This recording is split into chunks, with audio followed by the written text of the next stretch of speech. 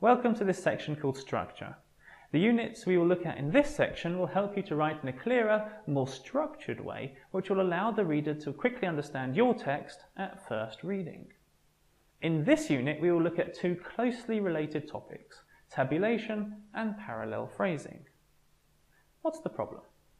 When you're writing, there's a danger that important points or ideas that you're trying to make may get lost if you present them in big blocks of text. Secondly, legal writing may lack grammar coordination in lists, series of points which you want to make, or a collection of thoughts or ideas. Why is this a problem? When a reader is faced with a block of text followed by another block of text, this, as I'm sure you've experienced yourself, has a number of effects. Firstly, and most importantly, the block of text hides the information you're trying to communicate. I'm sure you've all tried to read a block of text that contains lots of information and then have tried to work out what are the main points. It's not easy. It's difficult to see where individual points begin and where they end. As such, the reader's focus is not drawn to them. If the reader's focus is not drawn to them, then the reader might miss the point or not understand its importance. Also, in terms of referring back to information at a later date, have you ever quickly tried to find one important sentence in a block of text in a document you received last week or last month? At worst, it's almost impossible. At best, time-consuming. Blocks of text makes referencing information very difficult. The information simply does not present well. Personally, when I turn a page and I'm faced with top to bottom page of text, I groan. I know it's going to be a struggle to get through. Careful use of white space when tabulating sets important information apart and makes a text approachable. Secondly, regarding lack of grammar coordination, a list or a series of thoughts or ideas are easy to understand if they follow the same grammatical structure. Using the same grammatical structure allows ideas to flow in terms of relationship and in terms of logic. I'm not sure if you've ever met a list which uses different grammatical forms to start each point. Not only nouns, adjectives and adverbs, but a mix of the simple, continuous, perfect and conditional structures. As the list is started in the same way with an introductory sentence, the reader then has to work out how each point is related to other points and to the introductory sentence, in which order each point has to be done, and the relationship of each point as regards time, past, present or future. In short, the lack of grammar coordination can cause the reader significant difficulty. What's the solution? Use tabulation to present points in a clear way for the reader and to make those points easy to find for future reference. You will also need to establish grammar coordination between the introductory sentence and the list that follows. How? First of all, have a look at this example text.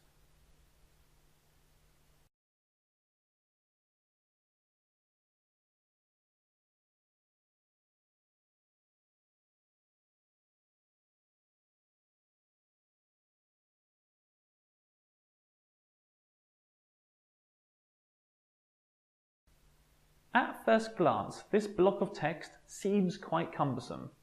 There's clearly a lot of information that's being presented to the client. We know, after reading the sentence, there are a number of points being made, but finding them in the text is quite hard work. Before we break down that text, let's go through the rules which we're going to use. To effectively break down the text using tabulation, all you need to remember is magic L. M stands for punctuation mark. To introduce the list, we use a colon. In lists in legal texts, each point ends with a semicolon, not a comma. And if the last point in the list ends the sentence, it must end with a full stop. If not, it must end with another semicolon and the sentence then continues after. A stands for and or.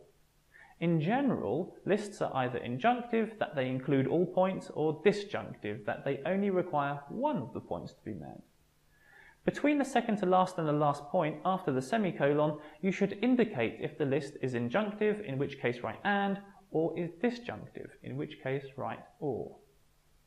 These rules will work in most cases you'll meet. G stands for grammar.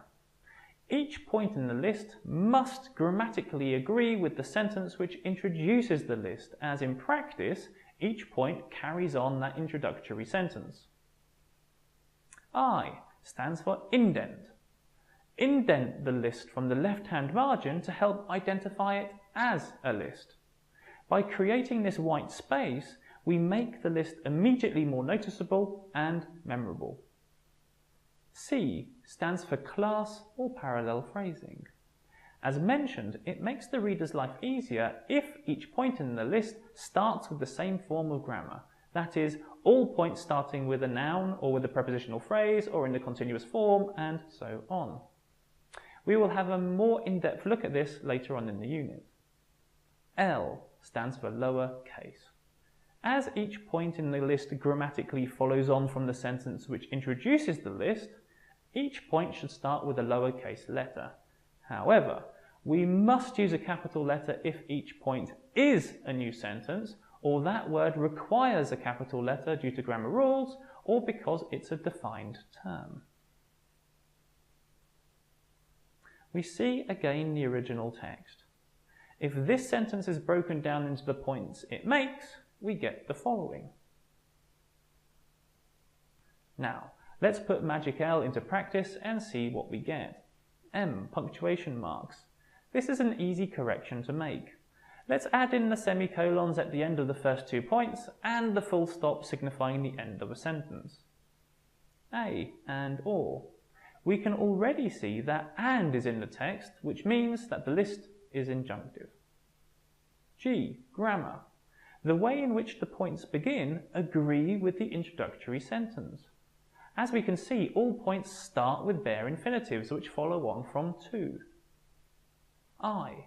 Indenting makes it more evident that this is a list and makes it more identifiable for future reference. C. Class. All points begin in the same grammatical way with bare infinitives and there are no differences in the grammar being used, so this is okay. L. All the points are in lowercase as they continue the lead-in sentence. There's no need to use capitalized forms. So we've applied the magic L rule and now our tabulated list is much easier to follow, read and remember. Let's take a few minutes to investigate C, class, or what is otherwise known as parallel phrasing in more detail. As mentioned, parallel phrasing tries to ensure that all points you're making in the list or otherwise start with the same grammatical class. This is different to G, grammar, as potentially lots of different forms of grammar could follow an introductory sentence. So why worry about parallel phrasing? Well, this helps the reader understand your text better and not get lost in mismatched tense forms or other structures, as I mentioned in the introduction. To help you better understand, take a few seconds to look at the following tabulated list. Please pause the video if you need to take more time.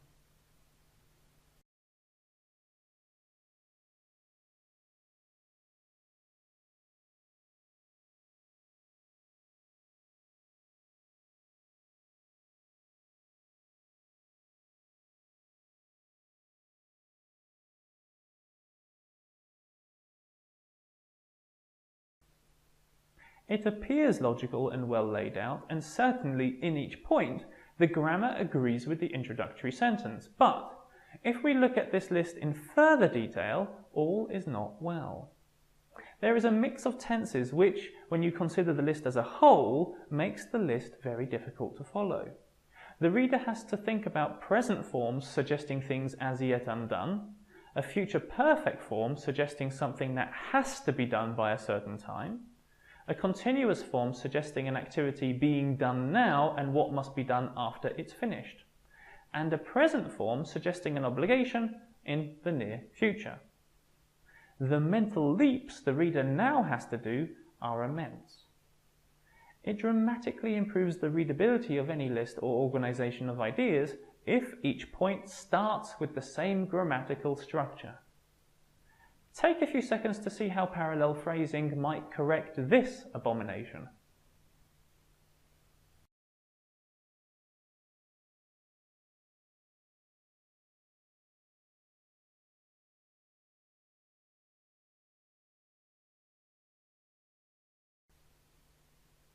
To use parallel phrasing to correct tabulation, you may well have to think carefully about how to structure the introductory sentence and each point, redrafting if needs be.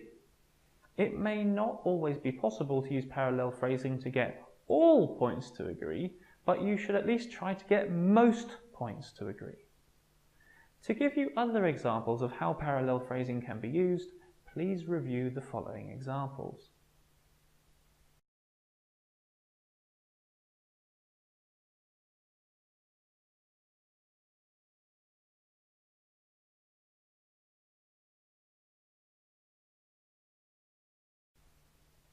Let's recap.